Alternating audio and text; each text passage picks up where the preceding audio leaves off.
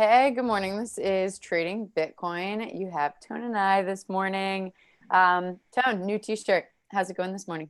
Yeah, no, like oh, it's going good. I came back from my Vegas slash Chicago trip with like twice as much weight in my bags that I left. Basically between like 6 hats that I got. This isn't one of them. I probably should have worn the hat that came with this t-shirt, but it's all the way upstairs, so I'm not really gonna go grab that. Um, oh, did I forget to change the thumbnail this morning on the video? Damn, I knew I forgot to do something. Yeah, but I like the tiger, you know? Yeah, It's yeah, like, it's not a Bitcoin lore review. Wow, I didn't get much sleep last night. I was gonna go live last night, but I got so many travel plans coming up. I was basically up till 2 in the morning with travel logistics. Um, what was I saying? Yeah, so I got so many new T-shirts. So this is one of them. Thank you so much. At this point, I don't even, I want to give a shout out to the name of the person, but I'm sorry, I already forgot. So please reach out to me somehow. And we're gonna have to build our own store to sell all the T-shirts that I like wear. I know everybody loves my choice in clothing design, and so yeah, and also thank you, Crypto Baron, for the tequila bottle that I got as a present, a really high-end one too. So I did have to check a bag. I was always nervous, and then I had to figure out when I have to pick up that bag. I haven't checked the bag in like a year and a half, but oh yeah, my God. it's So all around. That's you're great. no longer just getting t-shirts and hats, you're trying to get tequila bottles. Yeah, yeah, and I'm cutting back on drinking, guys, until I get this conference off the ground. Nice. All right. Well, How's the everybody, charts? Tone and I didn't sleep much last night, so give me good questions, please. Yes. And all right, let me do oh man, you know what? I have to I have to change this thumbnail. I can't. And everyone, yes, no morning brief right now, but Tone and I are going to discuss an article It's first. bothering me. Oh, I can't change the thumbnail to the video ends. Oh God, I'm retarded. Okay, fine. I'm gonna stop. You're in Uh it. hmm? You're in it at least. But you're Yeah, I'm in it. So is a yeah, so is Adela with that sword. All right, let me pull out the live chat and then we go to screen share. So I can keep an eye on the troll box. Yesterday's lore review was one of my best shows ever. It really was. There was still a big, controversy slash conspiracy theory over the whole Cody Wilson thing. All right. So I don't think it's a conspiracy theory. I just think YouTube screwed up. It's just like a coincidence that the video begins right after Cody Wilson's 15-minute interview ends. I have the 15-minute interview, guys. I have it. All right. I'm gonna post it up in the next few hours. All right. So don't go crazy yet. This is the Bitcoin lore review. You can see that it's 2 hours and 51 minutes and 48 seconds. Okay. Am I in color, by the way? I hope I'm in color. But when you click on it, you are in color. you can see that it's only 1 hour, 59 minutes, 58. So there's like 52 minutes missing.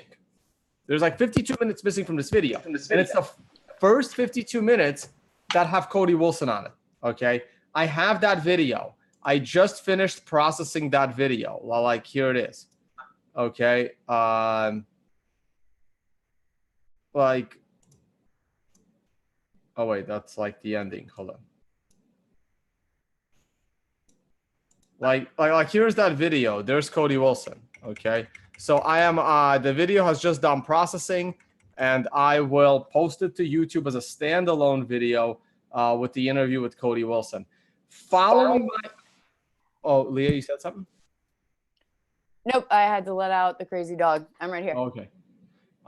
Following my interview, because I had also had problems getting Bruce Fenton on the stream, Jason Seibert did a 4-hour stream with Bruce Fenton, explaining to Bruce Fenton how him and Ravencoin are breaking, how he's breaking security laws by pimping out Ravencoin. So that was an amazing stream. I only saw the last hour and a half of it, or the last like hour and a half of the 4-hour video. I am going to go back and watch it. I strongly advise you guys watch it. I'll put it into the video description of the lore review videos. All right. Okay, enough of that. Let's talk about the markets. I'm hearing Ugly Old Goat posted some new articles. I am so behind. I still have to watch like 3 of the last Saifedean interviews, including the one Tyler and you did, Leah, with Saifedean. Just you fall so behind, it's insane. I need to reread Ugly Old Goat stuff. I finally read over the CoinDesk article on capitulation, written by Sam Oyman. Now, everything in this article is something I've been saying for about, some of the things in this article I've been saying for a year or over a year. Other things in this article I've been saying for 6 months. But everything in this article about capitulation and the 3 types of ways Bitcoin can bottom, I've been talking about this in probably forever. You know what? Sorry, let me check. I want to check my mic settings. I mean, we're doing trading Bitcoin. If Jimmy wants to join, I guess we can get him in, but like, not really gonna talk stories. So it's up to him. Just give him a heads up. I want to check and make sure I'm using the right audio mic. I can't. I have to stop screen share. All right, hold on. I want to check my mic. Yesterday I was using the wrong mic in the beginning. Okay, no, I'm fine. All right, back to screen share. Sorry, guys.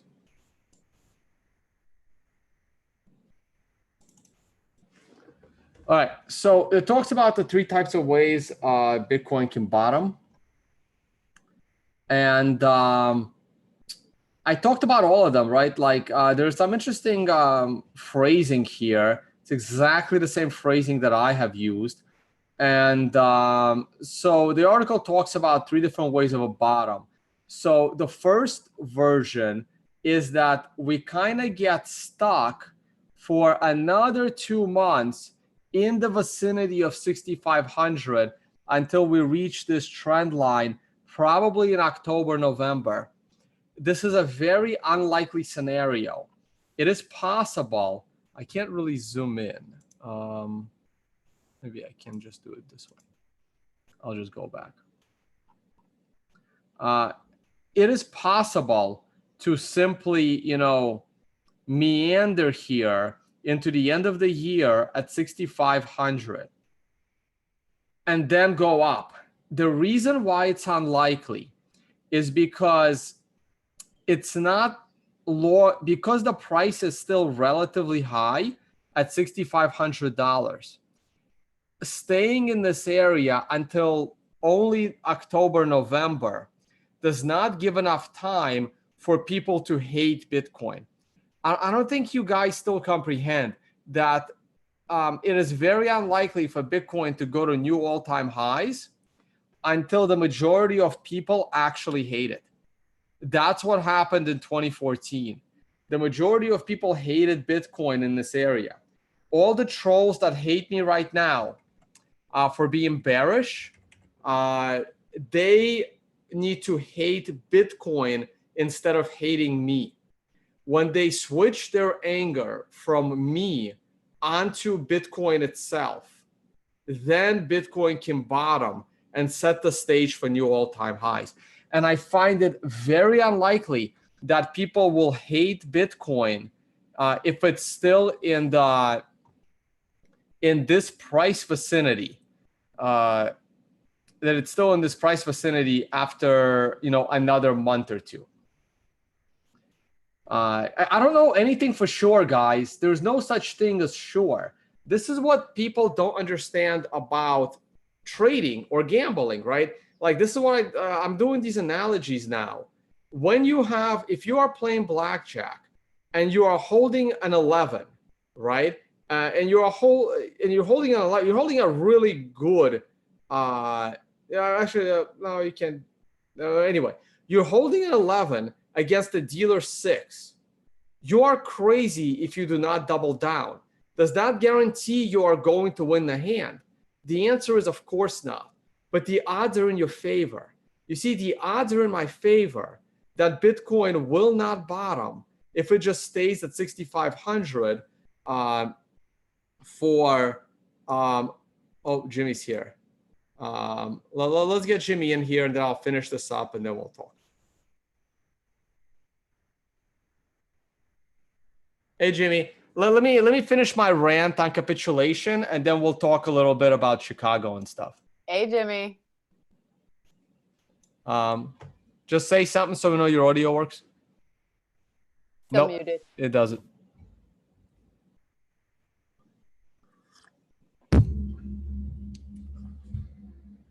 Nope, still doesn't. All right, anyway, I'll keep going. Hopefully Jimmy will figure out the sound. When I hear him interrupt, we'll know he's working. So the odds are with the bears here, right? Yes, it is possible for Bitcoin, like what happened in 2015, for Bitcoin to do nothing at the lows, and we don't know where those lows are. 6,500 could be the lows. Back in 2015, 250 were the lows, give or take. Now, it can stay at those lows for a long time, but it has to be a long time. And the lower it is, the less the time it needs to stay there. So that means the higher it is, the longer the time it needs to stay there. In 2015, we stayed in the $250 area for 9 months. 9 months. Now, if we're going to stay at $6,500 area, which is by percentage a lot higher than the $250 area, we would need to stay in that area a lot longer than 9 months to make up for the fact that we are at a higher price. So in order for people to hate Bitcoin at a price of 6,500, it will probably need to stay at this price until maybe November of next year, not November of this year, November of next year, okay? That is how markets bottom. So therefore, the first way to bottom, as described in this article, which is in the video description, is actually unlikely, okay? It's actually unlikely.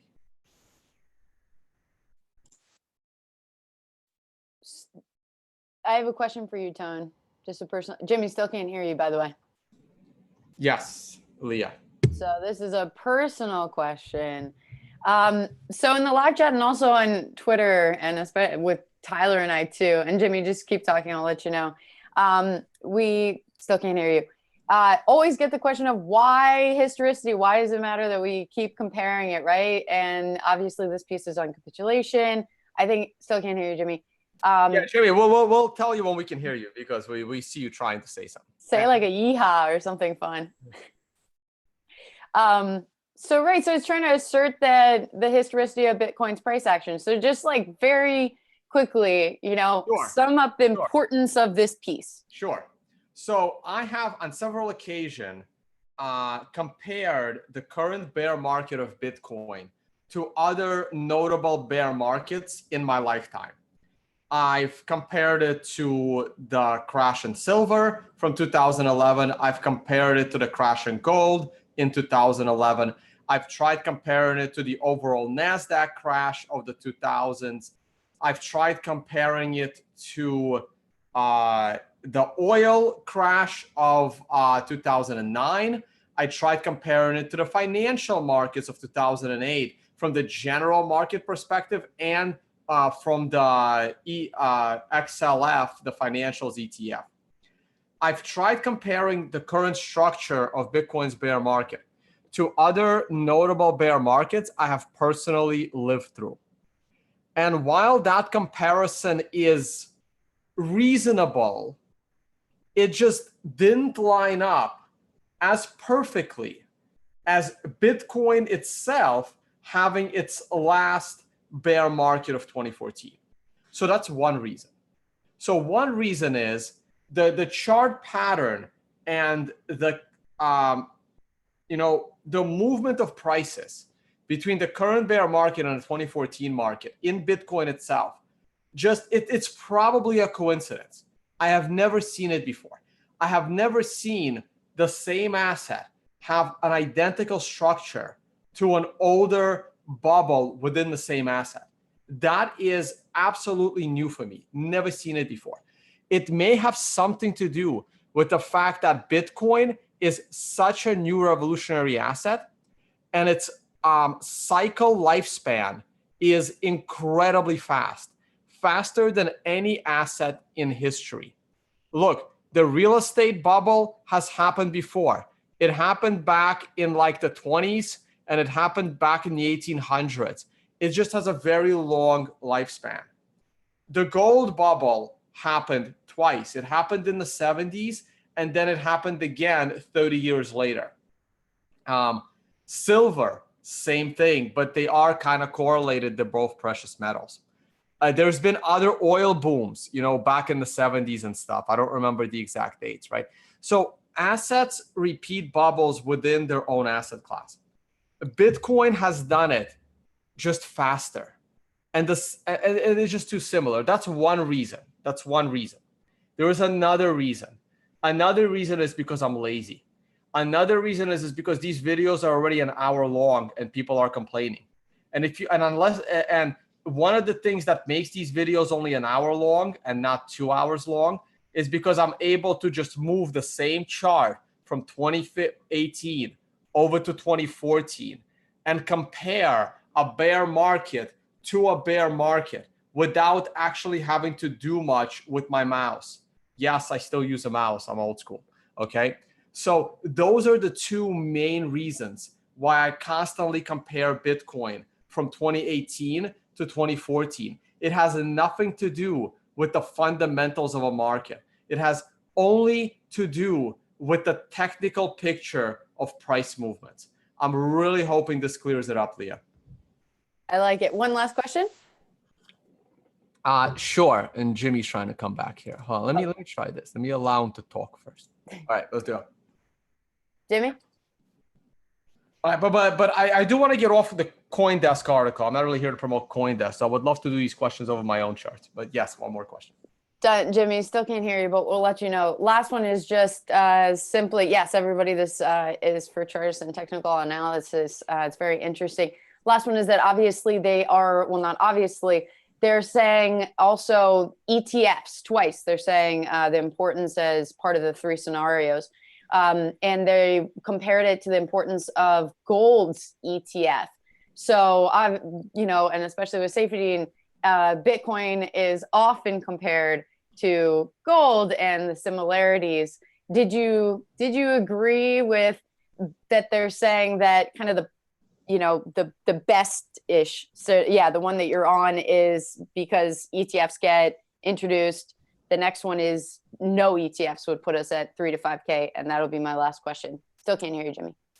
Sure.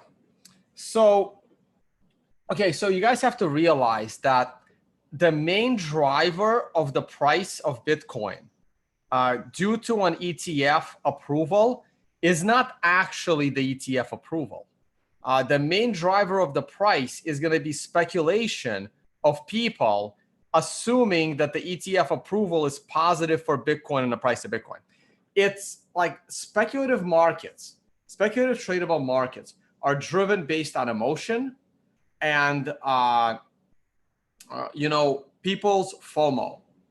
So correct. If the ETF is approved, there could be enough, people jumping in the bandwagon just because the ETF is approved.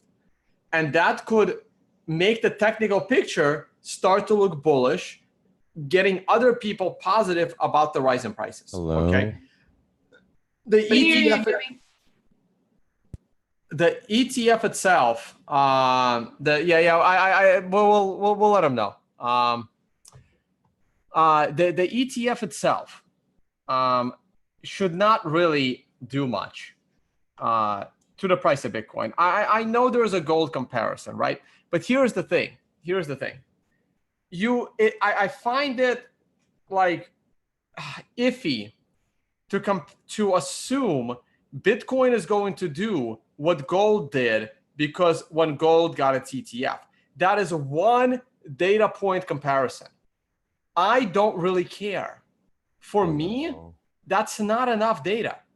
Like, I understand that I am comparing the bear market of Bitcoin to the bear market of Bitcoin from 4 years earlier.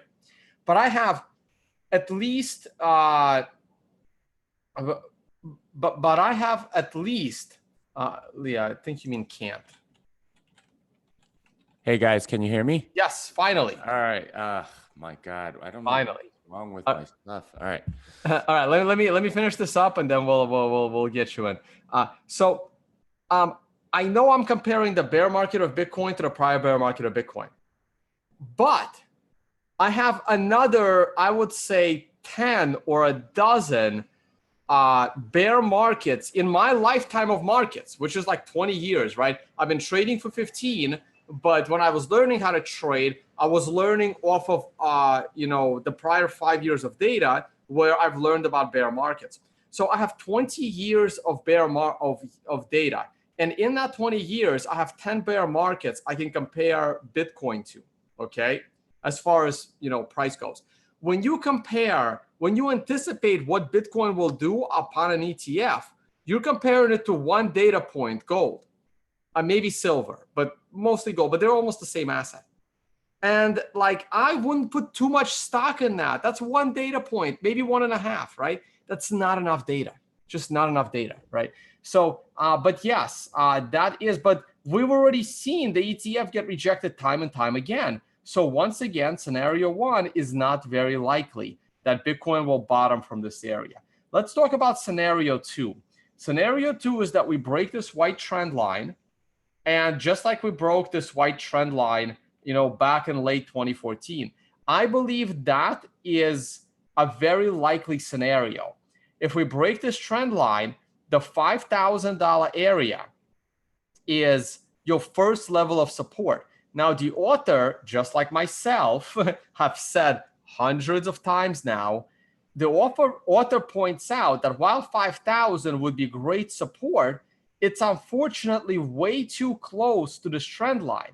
So it doesn't create the good traditional capitulation point. Like if we crash to 5,000, that's not really a capitulation crash, because it will only crash from about 6,000 to 5,000, which is less than 20%.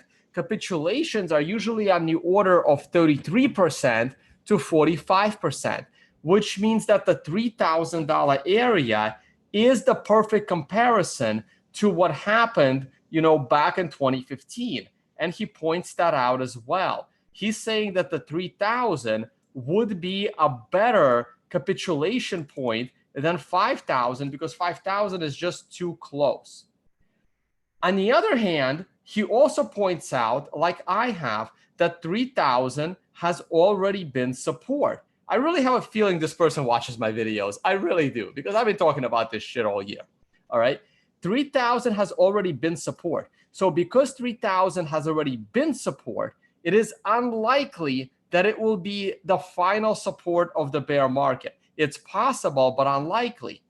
5,000 has never been support before, and it's a great candidate to be the final low of the bear market. But unfortunately, capitulation tells you that it should go lower than that, and so does the descending triangle target on the weekly chart.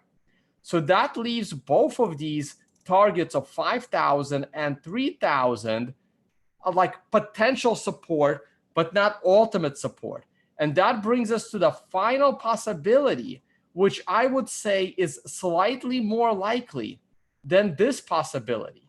I would say the possibility of 1K, 3K, or 5K combined being, so, I mean, I would say the probability of going under 6K to at least 5K is a good 80-90% in my mind.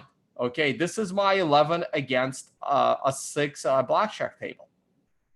However, if I had to choose and split probabilities between 5K, 3K, and 1K vicinity, and by 1K vicinity, I mean 1K all the way to 1350, I would give the highest probability to 1K to 1350 range. And then I would split the 5K and 3K almost 50-50 because I have reason as to why they're support, and I have reason as to why they won't be support. All right, so that covers this article. If you want to know more about capitulation, please read George Salmon's article from January 10th, 2015, a few days before the market actually capitulated in the bear market of 2014. I will have George Salmon on this show. If not, I will see him in Australia, and I will do a live show with him from Australia. He's a CMT, a charter market technician, used to do these kinds of videos with me back in 2016, and started writing in Cointelegraph as I was leaving Cointelegraph back in 2015 about prices. Okay, let's get Jimmy in here. Let's take, what do you want to talk about, Jimmy, before I go to the price charts? Anything on your mind? Oh my Muted God, again. we lost his audio again. Still muted, but I like the hat. How about now? Can you guys hear me? Yes. All Can right. hear you. What is wrong with my system? Oh gosh. Hey, That's Jimmy, what happens. if you can lower your mic, that'd be great. It's just sticking out of your camera, and you're definitely not using the right camera, I think. All I see is the ceiling and the... Yeah, no, it's the right camera. Okay. It's just the focus is off. Sorry. Gotcha. Yeah, there we go. All right, cool.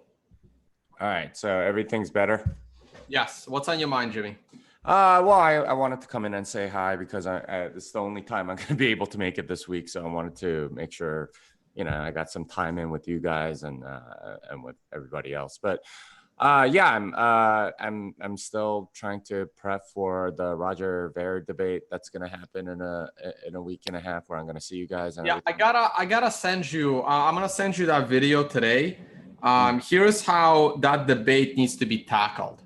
I don't know if you're going to have a moderator. I would still love to be the moderator. I will not say shit. Let's petition Roger. Well, I think I like the way Roger debates is to interrupt every right, which is why I want to be there. I want to be a neutral moderator. I was thinking like we should do like Lincoln Douglas style debate, like just you can't talk while the other person is going. Yes, yes. That's exactly right. That's exactly what I was gonna do. So you want to push for that. So my advice is this. Both of you can flip a coin for who speaks for like 3 minutes first to just introduce, themselves and their general views on the thing. Then I would break it up into 3 sections. I would talk, one of you would go first, and you would talk about only the economic side of Bitcoin versus Bitcoin Cash. So you would spend, let's say, 3 or 4 minutes each on like talking about the economics of each of the 2 forks. Nothing to do with the tech, just the economics of the 2 forks. And then maybe you can throw 1 or 2 questions at each other after you say your piece about the economics. After that, you change gears. And again, now the other person goes first, and you talk about the tech side, okay? Talk about the tech, independent of economics, which you explain your side as to why the tech of Bitcoin is better than Bcash, and he will explain why the tech of Bcash is better than Bitcoin. And you can put, consensus mechanism in this 3 to 5 minutes. You can put the mining structure. This is all has to do with tech, nothing to do with economics. Then you can throw a question or 2 at each other, or point out each other's fallacies after you're done. Well, so how long is the panel?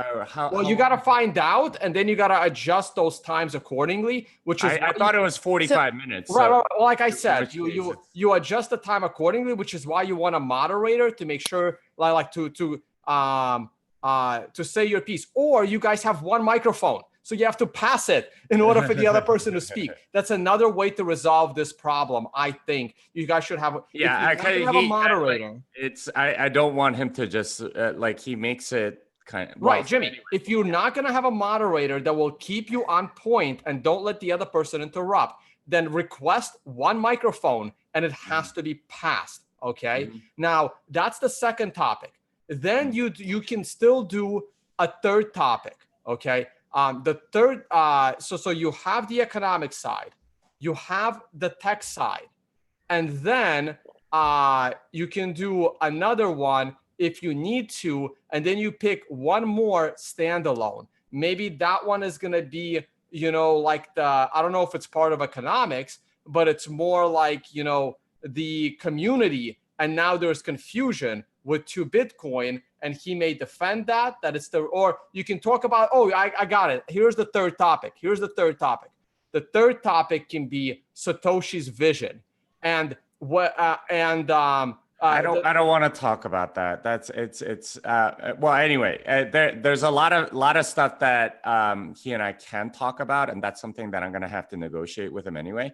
But regardless, I think some sort of structure is in order, just because he's been known to just try to take over. Right. So my advice to you is either request a moderator, and like I said, I am offering the service. All I'm gonna do is make sure you guys. I doubt he's gonna let you be the moderator. I know. Or the other one is request one microphone that you have to pass to each other. Yeah, well, we could figure that out. I don't know what the setup or the room's going to be like, and how many people are going to be there, and all that. But I think some sort of like taking turns type debate where you can like talk for 5 to 10 minutes instead of just having to. And I just did one of these debates on ICOs, and it went absolutely perfect. Me and the other guy did it for 30 minutes, and nobody interrupted each other. I'm gonna send you that video. It was absolutely perfect. Yeah, something like that, because his style is to sort of lull you into. It's not, Jimmy. It's not Roger Ver interrupting. That's the problem. The problem is he's interrupting and changing the topic at the same time. Yeah, that's what he does. It's like you're trying to explain the tech, and he interrupts you and changes the topic to economics. And now either you're going to go back to what you were saying, and it looks like you're avoiding the question, or you now try to rebuttal his economics, and now you never got your actual explanation out there. The problem isn't the interrupting. The problem is interrupting with changing the topic at the same time. I agree. And this is like, it's a very politician-y way of doing things.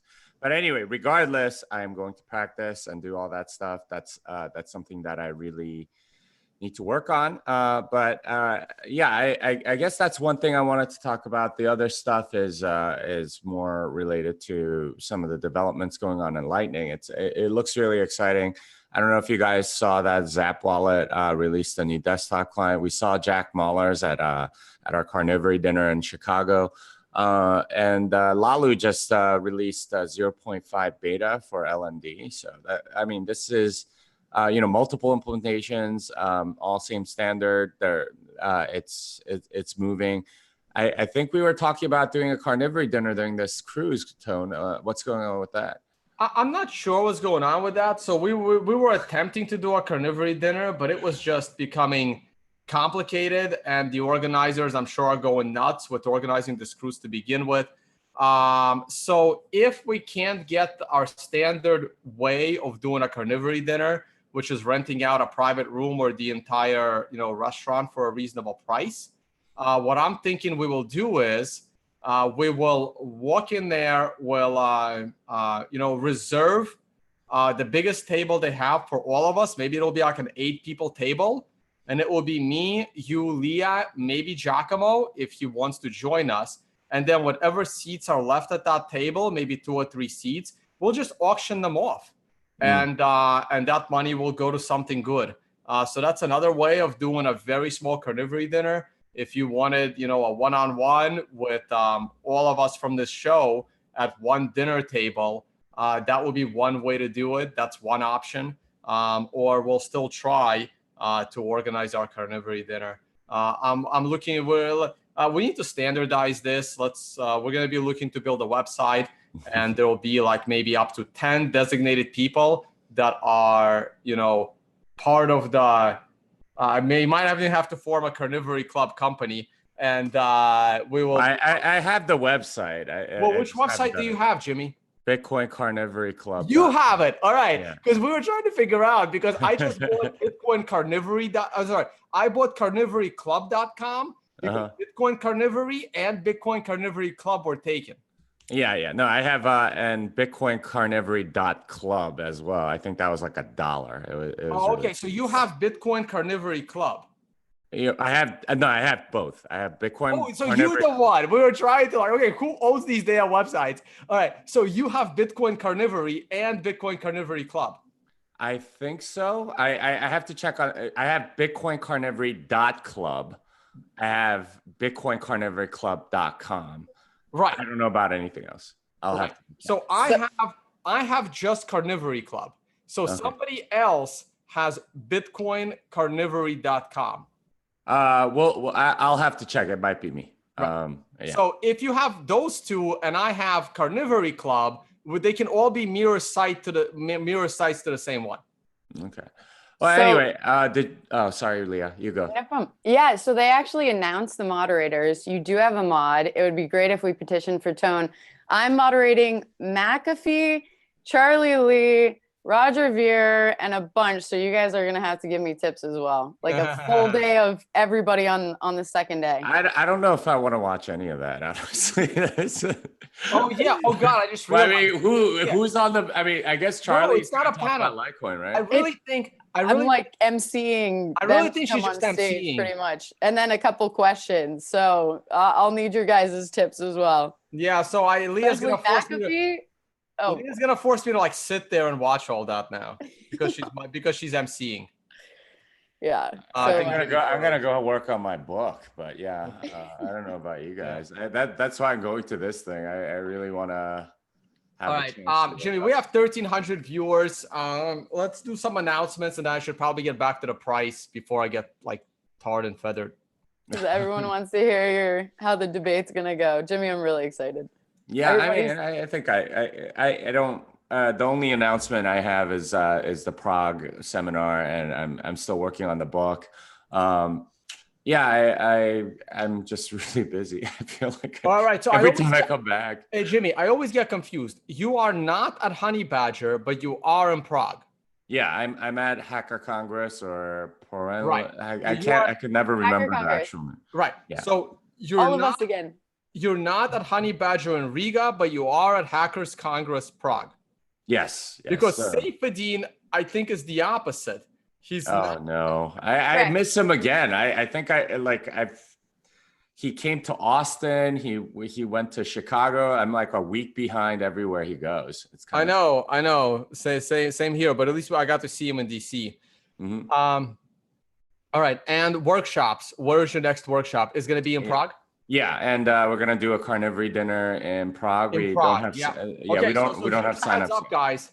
If you are in Prague, please do not attempt to organize a carnivory dinner for us. We will do it ourselves. We will organize it in Prague alongside the conference. Yeah, That'd be funny to do a carnivory on the cruise. We absolutely have to do that. We're trying. We're trying to figure something out, but like. It's going to be hard unless we actually, get onto the cruise, onto the boat, and then figure out from there what our options are. They may kick us off. That's true. All right. Oh, Jimmy, there was great. Also, all the different YouTube videos that you've been pulling up are really, really great. I saw. Oh, thanks. There's a bunch of new ones too. Really interesting. Yeah, I actually did one on World Crypto Network yesterday with that guy. Gosh, why can't I remember his name? But we debated veganism versus carnivory. That was actually pretty interesting, and got into a lot of philosophy. A lot of people in the comments are like, "What is this Bitcoin technical guy talking about like carnivory for?" It was a pretty interesting debate. We talked a lot of philosophy and stuff. It's weird that's the stuff I'm talking about on YouTube now because. Obviously I'm a technical guy. I do, try different things, but it's crazy that I'm defending carnivory or whatever. And Would you ever have expected like a year ago? I would not have expected this to be my life. Yeah. All of us are like that in Bitcoin, right? Like, it's like, how the hell did I get here? But in a way, I'm much happier that I am here. That's one of the nice things about working for yourself is that you get to learn more about who you are as a person and what your actual talents are. You work at a corporation, they give you a particular role. You can't really expand outside of that. When you're working for yourself, you can just try whatever the hell you want. So this is one of the nice things about being free and Bitcoin and all that stuff. So I'm very appreciative of Bitcoin's ability to give me more opportunities doing whatever it is that I want to try. That's awesome. That's awesome. Tone, you're about to, everybody's talking about the pump, especially last night. It was crazy. Should we jump into these stories? Yes, let's do it. Jimmy, anything interesting in the mempool before we let you go? I haven't seen it. So can you pull that up? I'll comment on it. Tone, can you pull it up this time? I don't have the, what's the first letters of the website? JOCH. GA? No, JOCH. I got it. I got to do screen share, don't I? Yeah, yes you do. Yes you do. It's good being back on with you guys. It's been a while. Yeah. It feels like we don't do this as much as we ought to. All right, so you got a 3-month view. You should do the 24. I'm going to a 2-day view. I kind of like that one. I want to compare it to the prior day. Oh, look at that. Yeah, well, all right. So come down a little bit. Scroll down. Yeah, there. All right, no, scroll back up. Yeah, so I'm noticing something going on, which is that since last night, there's been a lot of transactions coming into the mempool. Can you scroll up some more? Yeah, that's the chart that I want to look at. So clearly, there's a bunch of transactions, very low fee transactions that have gone into the mempool. Don't know what's going on, but it's probably due to the price movement. So there's been a lot of lot of activity. It's gone up like $500 or $600 in the last day. Typically when that happens, there's a lot of people coming in or out of exchanges or switching exchanges or something like that. That tends to be the case. So some people are moving. Right now, if you want to get in something, you're going to have to pay on the order of 20 Satoshi per byte, which is about 10 times the price of the normal one. But I still think you can get in the next few hours at 5 Satoshi per byte or so. And if you're willing to wait a day or two, I am going to guess that you're going to be able to get in at 1 or 2 Satoshi per byte. So, they were clearing all up until last night, but there's obviously something going on because, I mean, Tone's already sort of talked a little bit or suggested something about the price. And that's completely normal. When there is a big price movement, there tends to be a lot of people coming in. It looks like it didn't happen while like people in the US were awake. But, certainly the people in Europe, like when it was their morning, they seem to have gotten in to do all the trading that they need to do. So, that's it about it for the mempool. Are we going to stories or are we doing price? I'm not sure. No, there's really no stories. We'll save those for the rest of the day. Nothing has really happened. I think lots of stuff has happened. I don't know. So I'm noticing like a lot of BitDevs meetups, the Socratic kind. Just want to plug those a little bit. I really should donate to all of them. But the New York one is absolutely fantastic, and John Newberry Core Dev is starting to run that one. But they give you an update on a lot of the different things going on in Core from a technical perspective. A lot of people are kind of ignorant of the fact that there is a lot of development going on in Core. So including the Core devs themselves, sometimes they'll go there. Sorry to cut you off really quickly. Tone, just so you know, your screen has no color. You may again. What do you mean? It looks like it's fine for me. It's not great for me. No. But you're looking at it internally. She's looking at it on YouTube. Oh, YouTube is great. So sorry for cutting you off, Jimmy. Yeah, no, I think something is wrong with Zoom. I know, but like I don't have time to investigate another platform to stream through. Yeah. I'm not saying that you need to. It's just that's why my mic was acting all weird was Zoom was. Yeah, like I'm paying Zoom a fair amount of money, right? So you would think that they would get the shit right. And I don't even have the time to fully complain to them. I tried to my sales rep, but she told me to email tech support, and I haven't had time to deal with it. Like I'm paying Zoom approximately $500 to $600 a year for the ability to stream from them, and they still can't get rid of the damn Zoom logo for me in the bottom right hand corner. Yeah, I am getting very frustrated with Zoom, but I don't know, like I don't have time to research other things, and then I have to get used to, took me a little while to fit. I like the simplicity of Zoom and having like 12. I mean, they're a good company. It's just they seem to be having some technical problems today. But regardless, anyway, the devs meet up in New York, and the one that recently started in San Francisco, they're excellent ones. If you are a developer, I would totally encourage you to go to them. And sign up for the meetup. I think for the most part, the San Francisco one, you have to sign up for and like answer some questions. So they know that you're actually a dev and not, some sales rep or lawyer or something like that. So anyway, that's something I wanted to throw out there for those of you that want to keep up with the development of Bitcoin. I feel like there's just so much stuff happening right now in terms of, BIP 158 and BIP 157, BIP 152.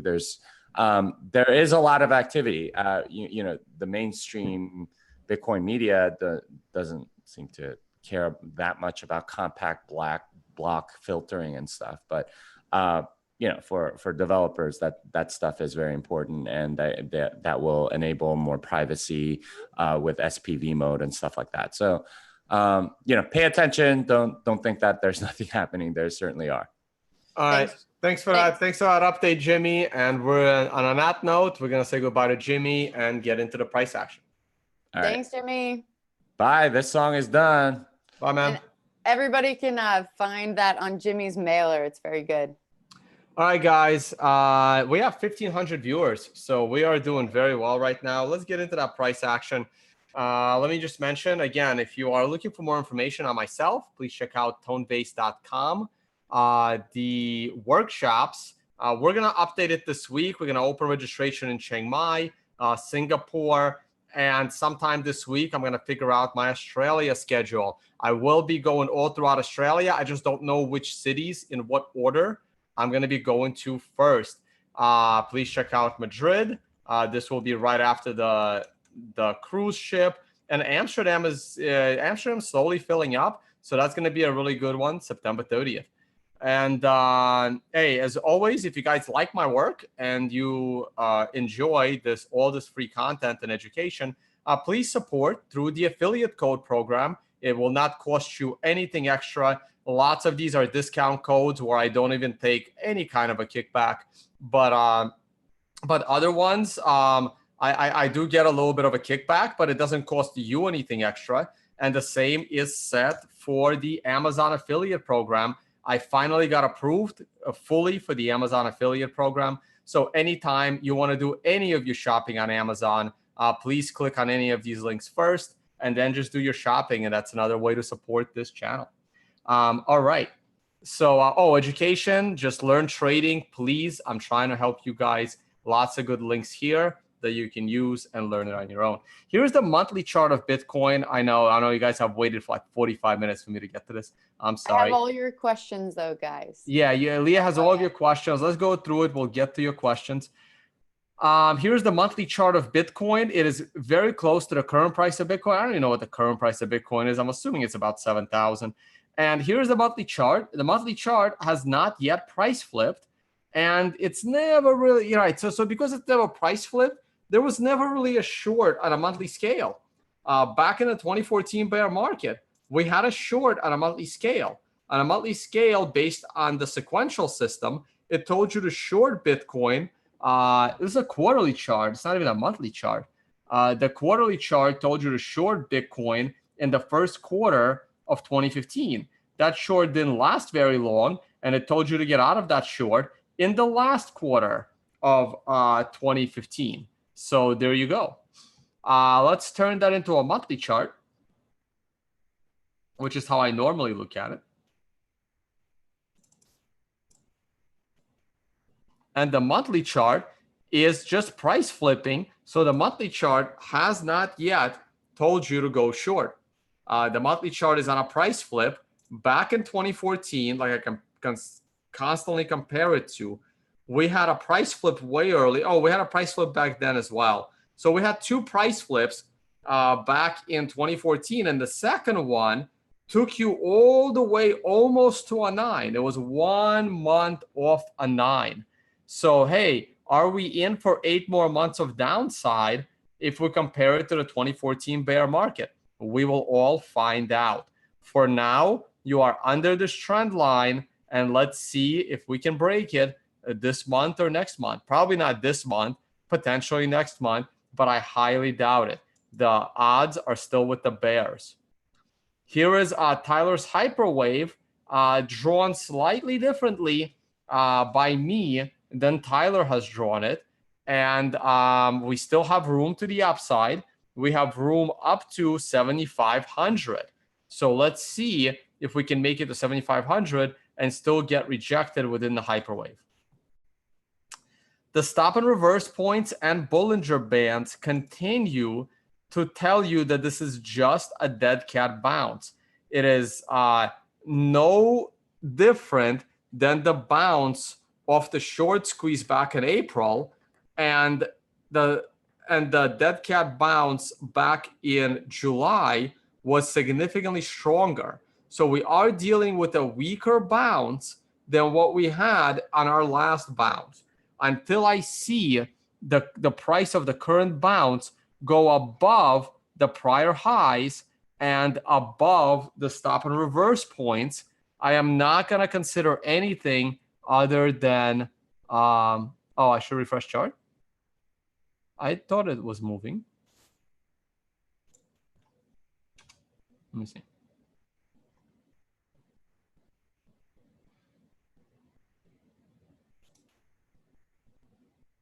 Yeah, it was fine. Maybe that was an older message from Leah to me. So until I see the current price go above the Bollinger Band, go above the stop and reverse points, I'm gonna still consider this a shortable bounce. Okay. Next, let's see what we got next. Next, we have my standard weekly chart. I cleaned it up a little bit because I was doing that show with CNBC Africa. What you are looking at here, and I can now move it into the upper corner if I don't have my camera up. Okay. What you see is a giant descending triangle. The descending triangle is pointing to a target of approximately $3,000.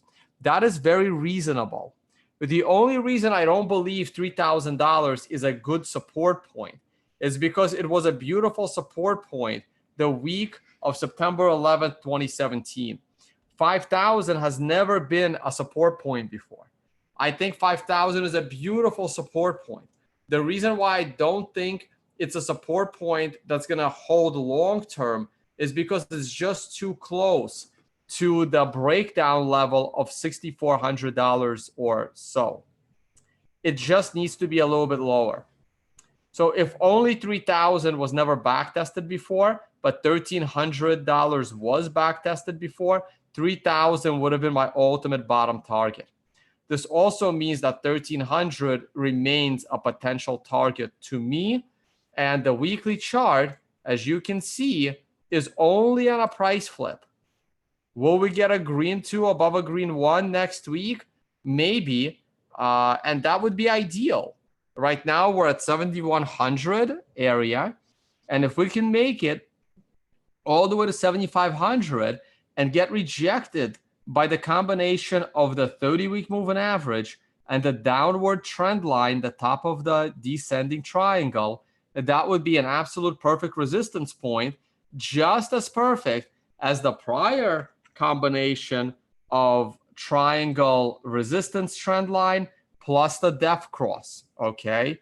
If we can make it past the 30-week moving average, now things start to look a little bit more bullish as we approach the double whammy resistance point of prior swing highs of 8,500, the 50-week moving average at 8,500, and the setup trend line at $8,900. Okay, so keep that in mind. And this 50-week moving average is still trending up.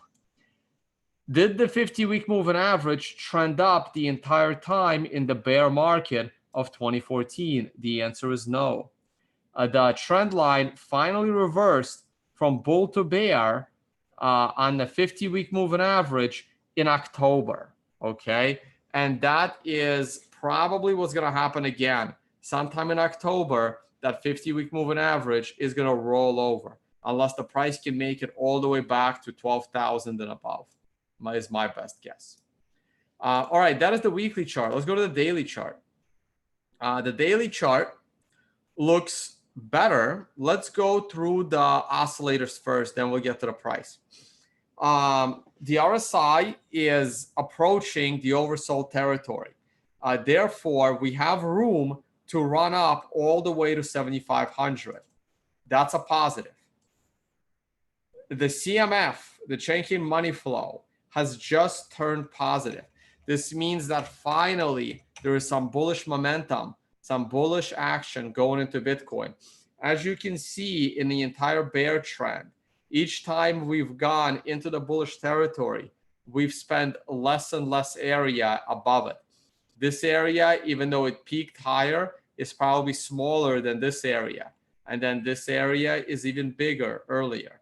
So even though we're going into positive territory, let's see if we can make a higher area high than we did on the prior dead cat bounce, okay? But so far, that's a positive. The MACD, the daily MACD has crossed over and is looking really good. Also about to cross into the zero line. Let's see if the MACD can make it to a higher high than it did in a prior dead cat bounce, okay? I don't believe that it will. But for now, that's a positive. Here's the price action. The price action is on a 6. So if I had to guess, like I've been telling you guys for weeks, you should be a bull above this green line. Yes, there was a head fake a few days earlier that probably stopped you out. As long as you didn't do something stupid like wipe out your entire account on BitMax with 100x as BitMax was going down for a scheduled maintenance, you had another chance to enter. Go back to my videos from August 23rd or something, where I say that the short squeeze is still on. What happened at BitMax was not the short squeeze. What happened at BitMax was simply a smart trader wiping you out for a profit. This is the short squeeze, okay? So therefore, we're on a 6 of 9 for 3 more days of upside. My best guess is that we will make it to the 128 simple moving average on a daily chart. And therefore, over the next 3 days, we will probably go all the way to 73, 7,400. I'm fairly confident in that. Do we have to go up there? Of course not. Would I risk a trade up there? Probably not. Okay. Try to time that short. Try to get out of your bullish position. I'm calling all my contacts right now. Hey, you want to buy some Bitcoin? I would love to sell some Bitcoin at current prices. Okay. Because I don't think this is going to last very long. I'm not going to sell all my Bitcoin, but hey, I'll finance my bills for the next 2 to 3 months. Very happy to do that. Okay. And my bills aren't that high, guys. I still drive my 10-year-old car. So there you go. And I just like it. And I don't drive it that much. I'm about to go traveling for 4 months. So I do think we can make it to this 128 day. Are we going to make it all the way to the 200-day moving average? Unlikely. Is it possible? Yes, it's possible. And it's still below the prior high. I would love to see a top on a 9, exactly like we topped on a 9 back in July. Okay. Okay, next, the 12-hour chart. Notice how the 12-hour chart is currently on a 9.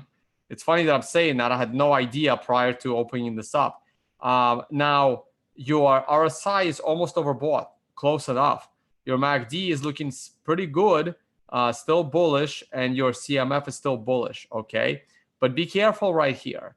It's not the most perfect reversal candle. There's not much weakness yet. There's no reason to get off the bandwagon here, but keep in mind, you have two reasons to get out of your bullish position right now based on a 12-hour chart. You are stuck under the setup trend line, and you are on a 9. Do you have reasons to still be optimistic? Well, kind of. You're about to get a golden cross, but what did I say about golden crosses? You need to be in the vicinity of the cross for it to be tradable. The most likely scenario here is that we pull back into the golden cross, but your daily chart is bullish. Your daily chart is only on a 6. So your daily chart is saying 3 more days of upside, while your 12-hour chart is saying short-term top. The daily chart trumps the 12-hour chart, but you do have to be careful. I think for the next day or two, we're probably going to get stuck. So everything I said on the previous chart is now slightly downgraded because the 12-hour chart is telling you we're a little toppy here. Okay. Here's the 4-hour chart. I love the fact that the shorts are coming down. The leverage shorts are starting to feel the pain. Now the 4-hour chart is itself on a 9. That tells you that you are, slightly topped on a 4-hour chart. Like, I hate the fact that this is higher and with a lower number. Like, I'm you know what? I'm about to redo this chart. The 4-hour chart is very toppy right here. You have a 9 at the highs on a 4-hour chart. This looks weird. This looks way too much like a 12-hour chart. Looks identical. I want to refresh this. Looks identical to the 12-hour chart. Just want to make sure I'm looking at it right. I am. Okay, good. You are at a 4-hour 9 near the highs. I'm actually going to turn this off. It's getting in the way. You are 9 at the high. You're above the setup trend line, which means you are very likely to go into the countdown phase to the upside. But your RSI is overbought, your CMF is not bad, and your OBV is way up. Wait for them to roll over. If the RSI rolls over, if the CMF starts to roll over, if the OBV starts to roll over, it's probably, like the 4-hour chart is beautifully in line with the 12-hour chart. However, the daily chart still has some life in it. Here's the 1-hour chart. The 1-hour chart is on a 9. Holy shit. Guys, if the daily chart was also on a 9, I would be saying this run is done. The only reason why I believe that it's possible for Bitcoin to go to 7,300, 7,400 is because the daily chart still has some life in it. But this is oh man, this is almost like, again, going back to blackjack analogies. This is your maybe 9 against a 5, right? So you have a 9, you're going up against a dealer 5, and you're tempted to double down. This is what it's like. Your hourly, your 4-hour, your 12-hour, they're all telling you to take your profit. The only one that is still bullish at the end of its run up is the daily. Like, man, I lived for these trades. Right here, 9 hourly, 9 4-hour, 9 12-hour. This is your beautiful take profit. I'm not saying to short yet. You want to wait and see because your daily is still calling for a little bit of upside, and your weekly is actually completely neutral. You are stuck right in the middle of this triangle. You are stuck at this moving average. There is room to the top here a little bit. But then if you go back to the bottom of the triangle, you're probably going to break down. So the weekly is leaning short-term bullish, maybe 55 versus 45%. Your daily is leaning bullish, maybe 60%. But all the rest combined are screaming, get the hell out of this market right now. Take your profit, wait for 73, 7,400. You miss it, and try to see what happens then. It's just not worth it right here. That's what the markets are telling me. Now, I do want to create one more chart. As I create this chart, Leah, you have anything interesting for me from everything I've said so far? Because someone gave me this, and I liked it. This is just the short, the leverage shorts. but I want to make my own dynamic chart, and I think it'll look really, really good. I'll start building it, and then I'll build it over time. Leah, anything interesting as I build a brand new chart? Multitasking. Until what point do you think we can go up and down inside the descending triangle? Normally, Bitcoin breaks it above or below at 3/4 of the triangle. Okay, so there was a lot in that question. So when the person says, normally it breaks at 3/4 of the triangle, it usually happens in the statistically probabilistic direction, which means it's supposed to break down the triangle 2/3 of the way, maybe 3/4 of the way, okay? Which is approximately where my arrow is currently drawn, okay? I'm expecting this triangle to break in the middle of September, all right? So that means we still have a couple of more weeks, right? Not many weeks, 1, 2, 3 more weeks, right? Is it possible we break the top of the triangle and I have to redraw my triangle? Anything's possible, but I really like it right here. So, so I'm not sure what that question was asking. It was more of a statement. Ugly double bottom, that is bottom of red 3 on daily to your green line and projected upward from said green line. Do you think, do you condone? You lost me. I have no idea what all that means. Okay, let's do a different one. Actually, you guys, when you ask your question, please put in a time frame. Put in what time frame for candles. So I know I'm looking at daily chart, weekly chart. If you have a question about a specific chart, you have to give me a time frame of that chart. It's a daily, but let's do another. So you just got a tip for $5 from Krunal.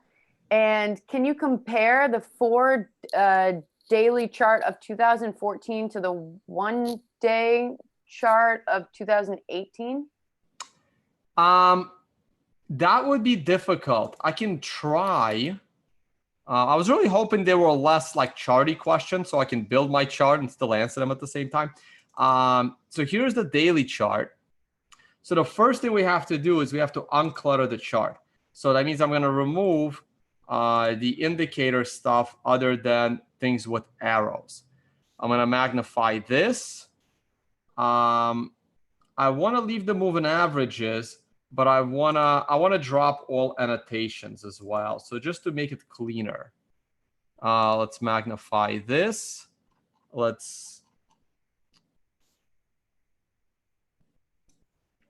Here's the daily chart. I may even have to drop the volume. Again, I want to compare it. Man, look at these 9s just stand out right at the highs. Isn't that amazing?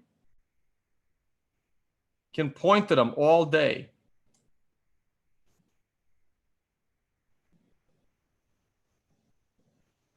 Okay, so, oh, that's not bad. That's actually readable. A little bit more. I really wish this spike didn't exist. It screws so many things up because that's not true. Bitcoin did not go that far low. Okay, here is the full market on a daily scale.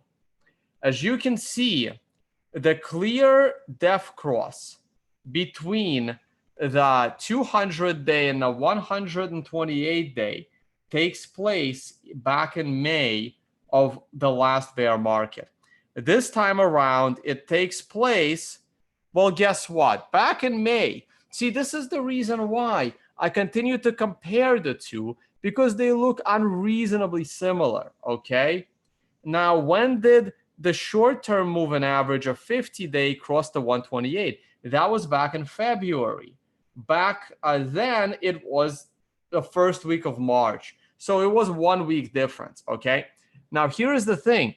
When your price pulls into the depth cross, that is a shortable opportunity. And it worked out beautifully here and here.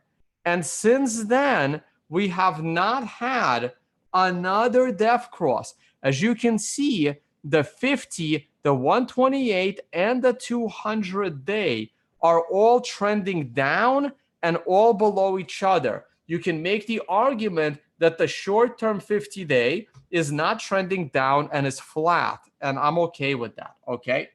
You can also see how at this time, July, August period, on the daily chart back in 2014, the moving averages had already crossed into some golden crosses. We had the 50 cross the 128 in June, the 50 cross the 200 in June, the 128 crossed the 50 in August, and then it kind of all started falling apart in September, October. So this tells me that the price action back in late summer of the 2014 bear market was stronger than the price action right now. And this is what frustrates me to no end. People constantly berate me and tell me how the current environment fundamentally is more bullish than it was at this time in 2014. But do you guys understand that the chart, the people that are putting their money where their mouth is, I know I get accused of not putting my money where my mouth is, but the people that are putting their money where their mouth is, and it's reflected in the price and the charts of Bitcoin. The chart of Bitcoin at this point in time, late August going into September, is drastically weaker than it was in late August, early September of 2014. Because back then, the moving averages, or consensio, as Tyler likes to describe it, was stronger at this time last time. Last time we dealt with a bear market. And then this disaster occurred starting in late August, going all the way into next year. Now, I'm not saying that the disaster of late August going into January of 2014 has to repeat this August going into September. All I'm saying is that when I compare Bitcoin's technical picture in the current environment to the Bitcoin technical picture in the 2014, in the same point in time in relation to its bear market, it was stronger back then. I was a little more bullish, a little bit, but there was still this giant descending triangle that was building, even though the moving averages gave you a positive picture. And this time around, we have an even bigger descending triangle building. So this is a great bird's eye view of what happened at this time 4 years ago. All right, that was a winded discussion. Throw a question at me that I can still be building my chart off of. And look, we're going down. I'm not surprised, guys. The hourly is telling you to get out. The 4 hour is telling you to get out. Right there, Doji 9. The 12 hour is telling you to get out. Wow, these charts look unreasonably similar. I don't understand. Wow. Like the candles even look the same. Jeez. The 12 hours telling you to get out. The only one that's telling you to maybe still pray and hope for more upside this week is the daily. And the weekly is kind of neutral. It can reverse at any moment. Ready? Because I'm going to cut you off soon. Oh, God. Yes. I need to build my chart. So actually what I'm going to do is I have some high-level questions if you'd like to take it. All right. Can there be a dead cat bounce off a previous dead cat bounce? Because I thought a dead cat bounce only bounces once. No. Okay. So that is not a very well phrased question. So a dead cat bounce can happen from any point in time. The concept of a dead cat bounce has nothing to do with where it bounces from. What we're talking about is the last 3 dead cat bounces happen to come from approximately the same price level. That price level was approximately $6,000, give or take 500, which is about 7.5%, 8%, right? So you have an 7.5% variance of the last 3 dead cat bounces. The concept of a dead cat bounce is a concept of a dip in an uptrend. A pullback, aka dip in an uptrend, is the same type of thing as a dead cat bounce in a bear trend. It's the same thing, just in reverse. Now, as long as the price in the current dead cat bounce reverses under 8,500, it will be a dead cat bounce for the rest of history. If the price can go up above 8,500, it now becomes a new high, and the dead cat bounce terminology no longer applies to it. Okay, so I am assuming it's a dead cat bounce because I'm assuming it's not going to make it above 8,500. Okay, so here's your short interest. I really don't like these in the form of candles. Maybe bar charts. I don't know. Either way, they're going to be hollow. I guess I can do it in the form of candles. Now, this right here is your short interest. What I actually want to do is actually, it's supposed to be long versus short, not short versus long. So the call put ratio. So we're going to do BTC USD longs divided by BTC USD shorts. This is the chart we want to look at. Can we do it? Will they give me this chart? Beautiful. Here is your ratio. Okay, this needs to be a daily chart.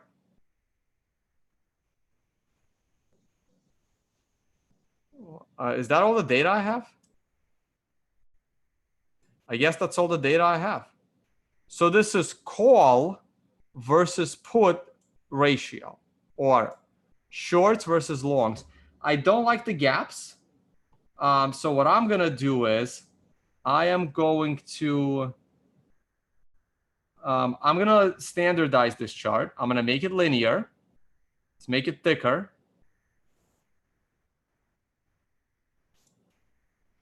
And now we can see what we can do with this, right? So as you can see, this right here is back in February of 2018. This is where people were most bullish. Okay. That's where people were most bullish. The high showed up back in December. Okay. So this was already a bear market. Now I want to overlay, I want to compare this to the price of Bitcoin in the background. So I need a compare chart, BTC USD on Bitfinex. And there it is. Okay. And now we can hopefully, and now my front end is the ratio, and my can't really move that thing. Okay, there it is. Okay.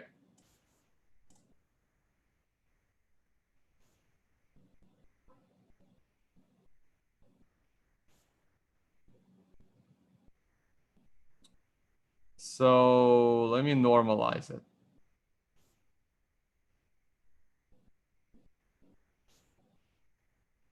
All right, so this is what I'm looking at right here, okay? So there weren't all that many longs at the very top, which is good, right? Look how many longs there were here, and then the market went down. Now, there's not much you can really do with this, to be honest with you. Maybe you should look at them individually. So sometimes you got to make these charts, and then you got to see where you're at. Okay, now this is Bitcoin longs divided by Bitcoin shorts. Okay, so look over here when there were lots of shorts and the market eventually went up, but it went up a lot, right? Because it had to kill the shorts. Right here, there were lots of shorts and the market went up. there were a large substantial of bulls, and then the market went down. Now there is a substantial market of bulls. You may,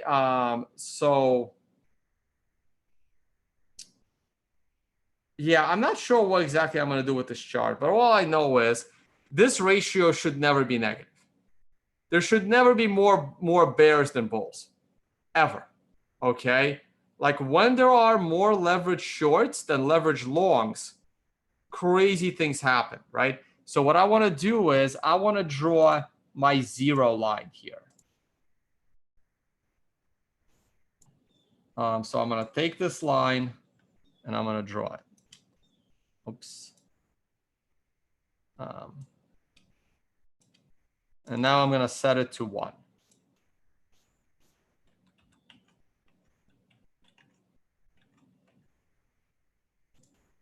Done. All right. There's your line. Below this line, market should go up. Now, on the flip side, I will probably draw a line. I'm going to copy this and I'm going to draw it up there. I want a line that touches the maximum number of points. I really want to do it at 2. I want to set this line at 2 to 1 only because I like round numbers.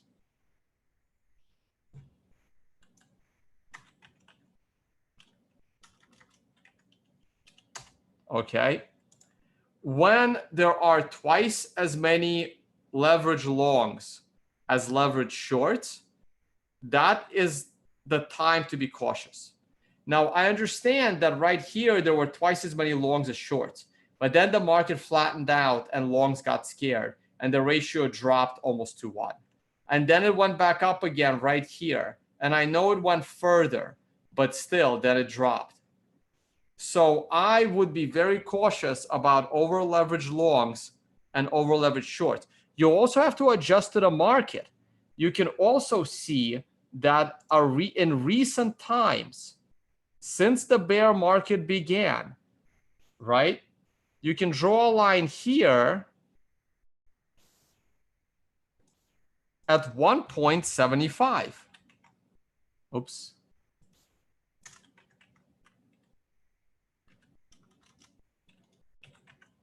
So that you know that in our current environment, when the longs become become 75% greater than the shorts, when you have a 1.75 ratio, that is a recipe that people are way too bullish and the market should probably pull back. And you can see what happened every time we have crossed into this area since March. We go above this 75% line and the market pulls back. You hit the 75% line and the market pulls back. You hit the 75% line and the market pulls back, okay? Now we're way below the 1 line. So the market needs to go up. Let's see if this longs to shorts ratio gets back to 1.5. Maybe we are lowering the band, right? You have to adjust to the current environment. What happened in the high flying times of late last year, early this year, may not apply to the current environment. The current environment is telling you that the overall leverage now is more conservative, okay? Or the ratio is more conservative. It doesn't, and this is why I love the ratio between long and shorts. There could be 3 times more longs and leverage longs and 3 times more leverage shorts, but the ratio puts it all together for you. So I would really pay attention to this chart. And this is why I remain short-term bullish, but the sequential on all time frames lower than 1 day is telling us we have topped. But if the shorts are about to increase and the longs are about to decrease, then there's probably going to be another dead cat bounce. Because of the long-short ratio, I may still be skeptical in the bull market, even if we break above 8,500. Like all the things have to line up for me to be bullish. All right, that's it. I actually don't need this anymore. I will draw in my own, tops and bear bull markets into that other chart. Ethereum is still a basket case, weekly 5 of 9. It should continue to depreciate against Bitcoin. S&P 500 is at a new all-time high. All of the haters of the stock market need to just go into a hole and not speak. Okay, I ranted on this last time. The daily S&P 500 is on a 9. This is your time to take your profit.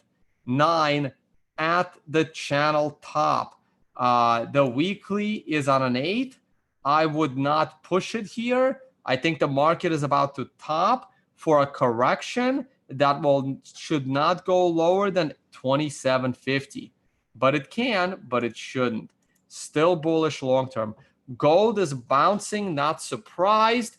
It can easily go back to 1250 before it gets rejected on its way down to something, on its way down to below 1,000. I am on several podcasts today. I have about 3 interviews to do. Here is one of them. At around 1 p.m. today, I will be speaking. I'll be speaking with Crypto Crow. Here's the link. You can find it. I will tweet this out right after I'm done with this video. Let me refresh this. I think it now starts in about 2 hours because these videos are unreasonably long. Nope, still says 4 hours. Okay. So this is what I will be doing at 1 p.m. Eastern today. Scratch that. This is what I will be doing at 3 p.m. Eastern today, as it says it right there, right in the video. I have another interview at 1 p.m. Eastern, and I might have another one at 6 p.m. Eastern. I have no idea. I have to check my own calendar. I will also, I have 2 of them. Why do I have 2 of them? What's the other link? Hold on a second, guys.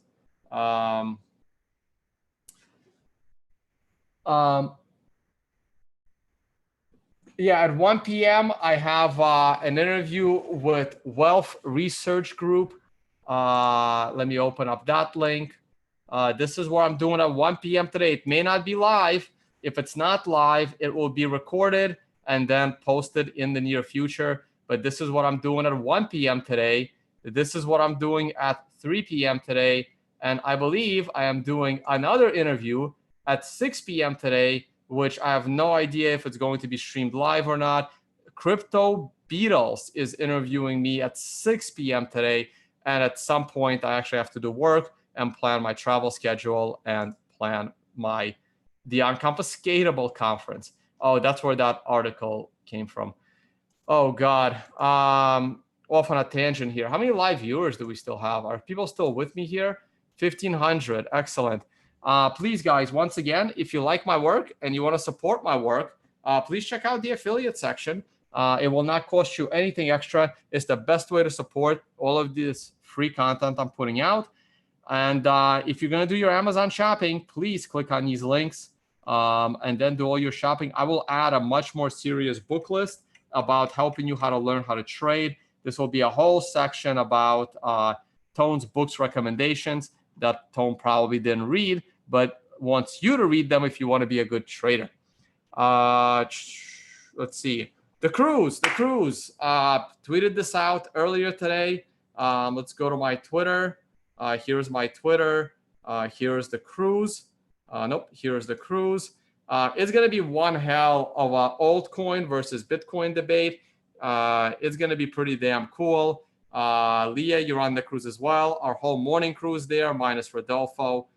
Too bad Saifedean isn't there. But there it is. That's going to be on the cruise.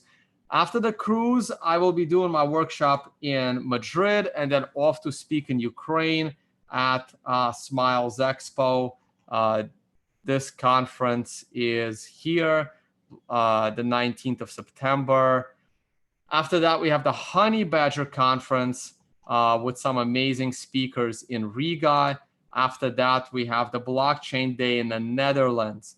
After that, I will be speaking in Prague at Hackers Conference along with Jimmy Song and Giacomo Zucco and Leah. Leah, is your picture up here yet?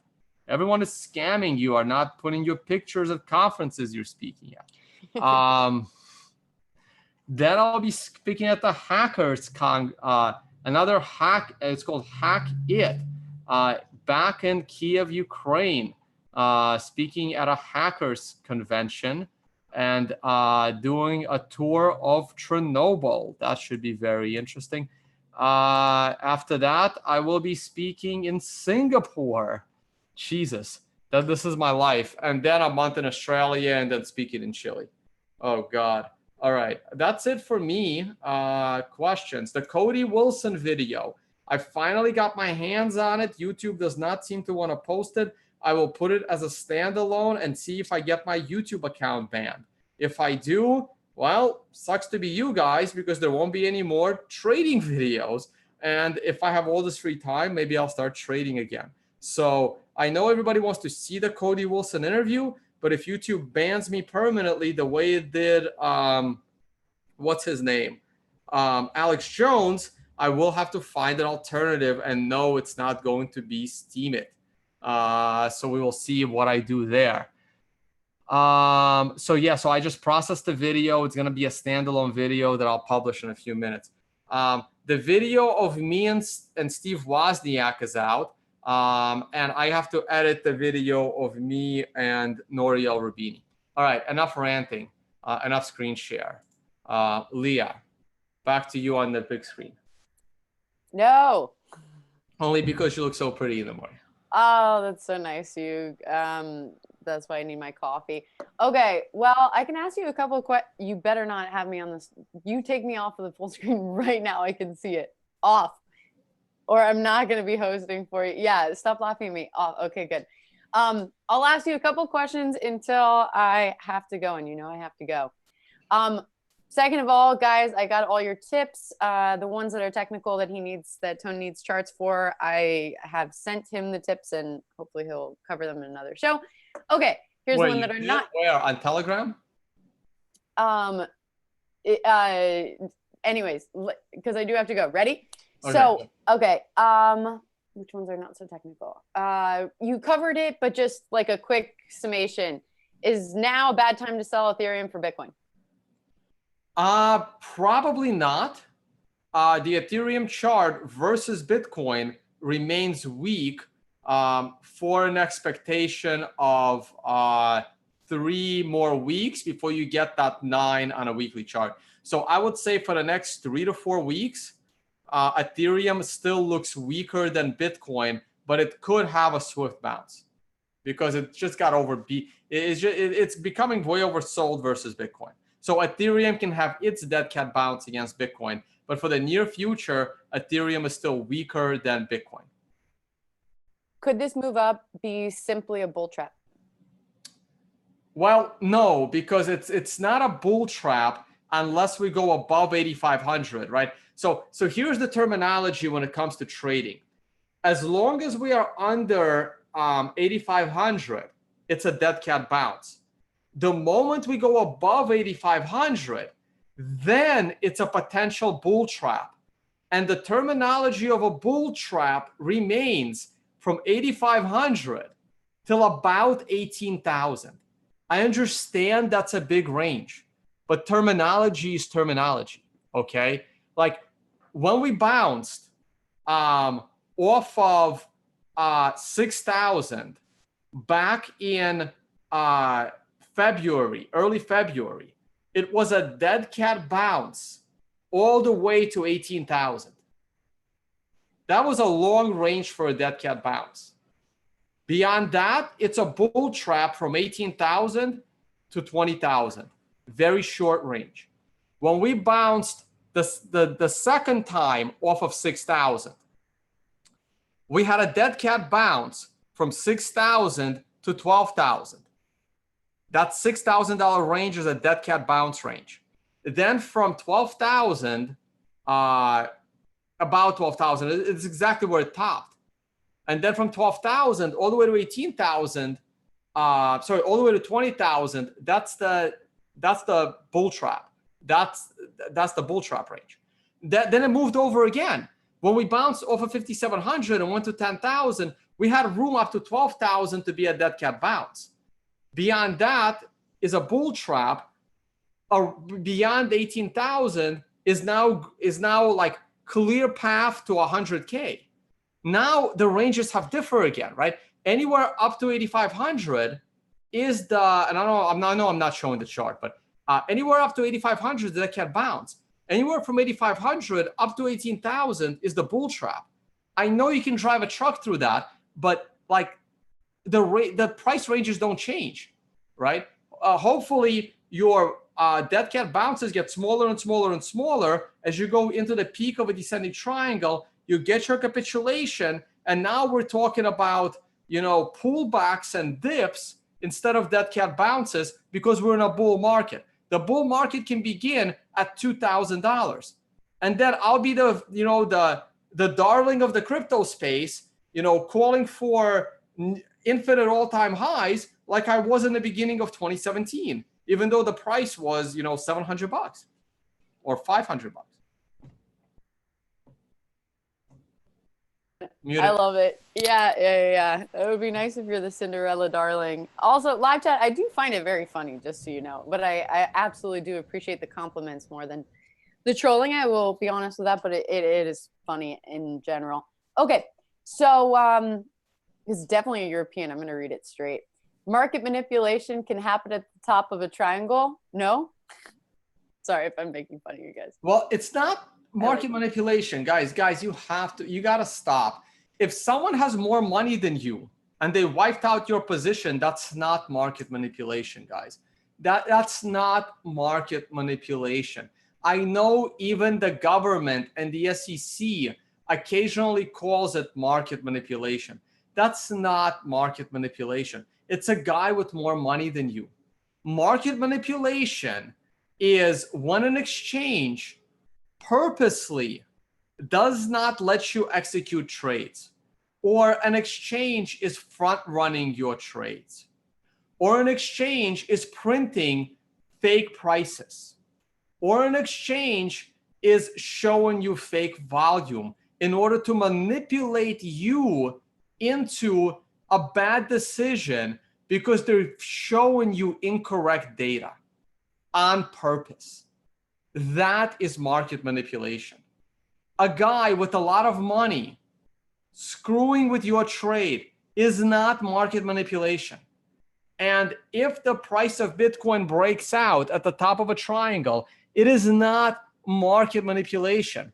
Now, we can accuse the Federal Reserve of printing money to support the market as market manipulation, but it was legal for them to do so because the government makes the rules. It is not legal for Deutsche Bank to skim 5 cents at 12 o'clock,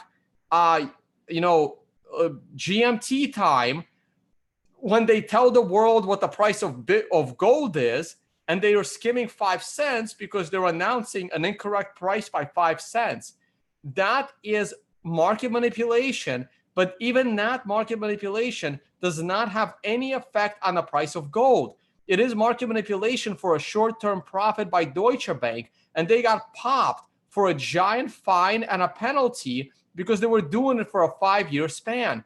During that 5-year span, the price of gold actually rose at the end of that 5 years. But every afternoon, they would drop the price of gold by 5 cents in order to profit, a few $100,000 from the fact that they knew gold was going to move down 5 cents because they were announcing a false price of gold by 5 cents. That is not a government conspiracy to hold down the price of gold. That is a small market manipulation for one company to profit. And they got popped for that eventually, okay? So you can say the market manipulation if the CEO of a top 10 global company is purposely not disclosing information and breaking the law on not disclosing that information in order to move the price of a stock, that is market manipulation, okay? But if some guy, if some founder of that company decides to sell a bunch of his stock because he got into a fight with another founder of the company and it destroyed your portfolio, that is not market manipulation. And I'm so frustrated that whenever somebody's position goes bad, they accuse market manipulation instead of taking responsibility for their trades. No one gives a shit about your one Bitcoin worth. No one gives a shit about your $300 position in the market, in any market. Good luck trading, guys. Yeah. What's the unit of Bitcoin USD shorts? Can it crap. Nope, I'm not gonna take that one. Okay. Let's do. I'm just trying to honestly, guys, I'm not sure what those units are. Maybe it's USD amount. I'm really not sure. I haven't looked into it. If someone knows what those units are, this is why I'm doing a ratio, because I don't care what those units are. I'm comparing. This is another reason why I'm comparing shorts versus longs in a ratio, because in a ratio, units don't matter. great. I mean, there's not that many more high level questions, so I'm just gonna try to find one more.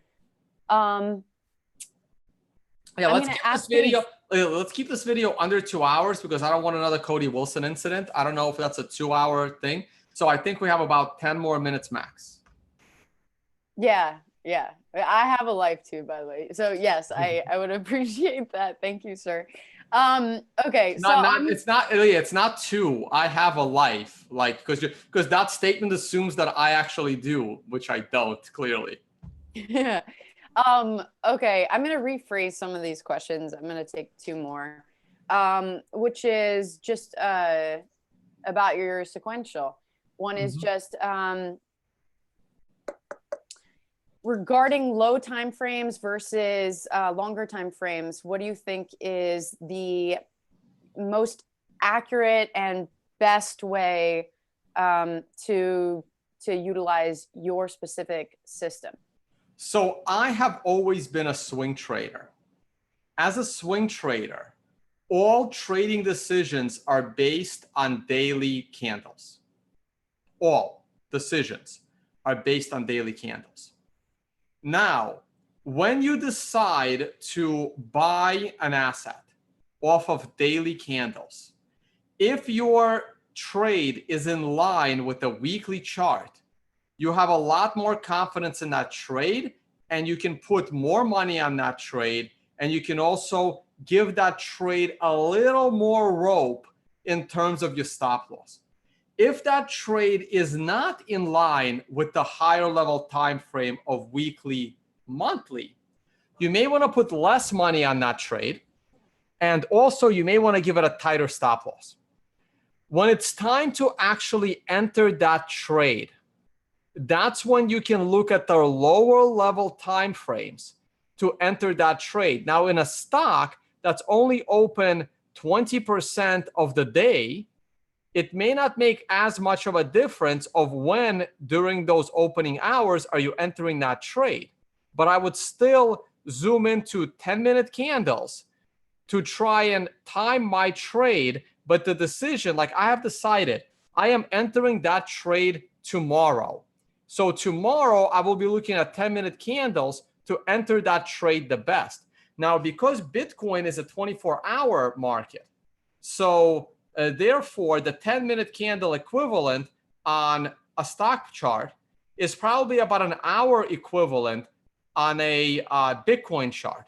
So once I've made the decision that tomorrow I'm going to enter into a bullish trade, I can zoom in. I will zoom into the 12-hour chart, to the 4-hour chart, and to the 1-hour chart, so I can enter that trade as best as I possibly can. And TD applies across all those time frames, as you've noticed. Like, if today was a daily 9, I would be selling at an hourly 9, right? Because everything lined up. I would be getting out of the bullish trade. Then you reverse everything for the bearish trades. All right, last question, because it capstones it for the news that we brought up at the beginning. And I do think, viewer, that you need to do a little bit more reading on the BOJ, and also what happened there was real manipulation by the BOJ in the Nikkei and the topics. But let's do it. Futures got introduced on the Nikkei in 1987. Market crashed in 89 and still hasn't recovered. True fact. Bitcoin crashed after introducing the futures in 2017. Could ETFs have a negative rather than positive effect on Bitcoin? I don't think so. I mean, you have to frame it, right? Will the ETF have a negative effect on Bitcoin as a global currency / future of economics? The answer is yes. Like, how many people care about the US dollar ETF? The answer is nobody. Okay. How much US dollars is backing the US dollar ETF? The answer is probably zero, because there is a US dollar ETF you can buy. Okay. The percentage of US dollars backing the US dollar ETF is probably so small that it doesn't even count.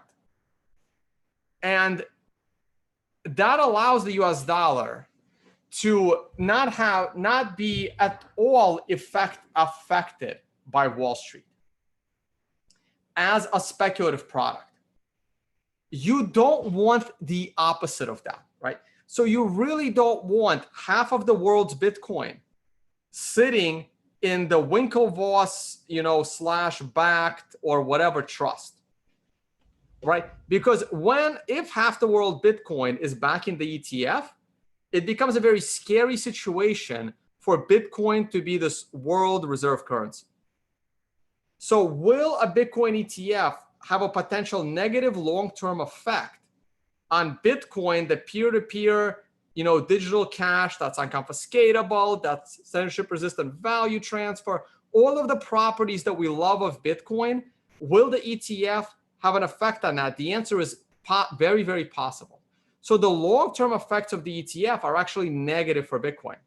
What about the short-term effects? Well, the short-term effects would create speculation and probably drive the price of Bitcoin to another level. Is that good for Bitcoin long-term? We don't know. Maybe yes, maybe no. The futures, the comparison of futures between the Nikkei and the Bitcoin, that is, I think that is a coincidence, okay? Futures, the CME futures have absolutely no effect on the price of Bitcoin, none, almost none, okay? Very little. There might be some volatility on expiration day. It's all short term. The reason why the price of Bitcoin crashed the day that the CME futures launched is because the FOMO and the hype was ending, and people realized that those futures have no liquidity and they're totally irrelevant when it comes to price discovery because they're not even Bitcoin backed. So it doesn't matter. The Nikkei is the same way.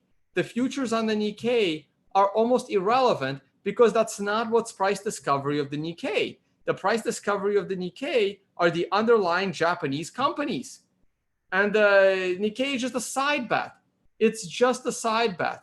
Leah, if you and I make a side bet on who's going to win the presidential election, that does not influence the next presidential election and who's going to win it in any way, shape, or form.